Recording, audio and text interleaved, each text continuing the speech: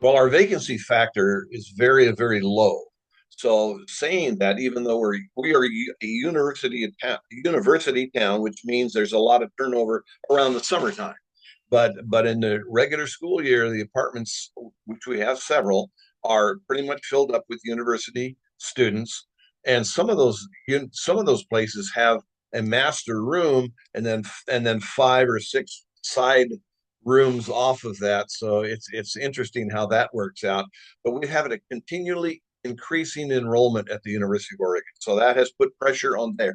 Our vacancy factor for residential homes is very, very difficult. It's really difficult to find a home that you can afford in Eugene as far as apartment, or excuse me, not just apartments, but residential homes to rent.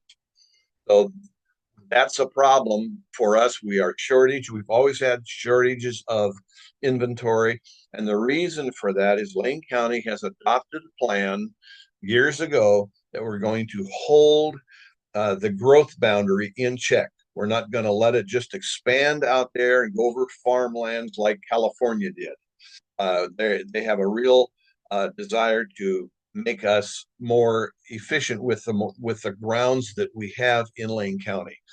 Saying that, there's no if you're out in the outskirts, it's some of those places are 5 acres or more to be able to build, and some of them are 40 acres or more to be able to build.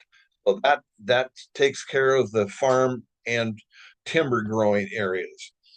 So to answer your question about what things are happening as far as in Lane County as the residential area, we continually are climbing in our prices to rent homes, and we continually have a shortage with very little room to build. We do now have the right that we didn't have just 2 years ago. We now have a right to put in ADU units. So those are small units, as everyone seems to they understand that pretty well.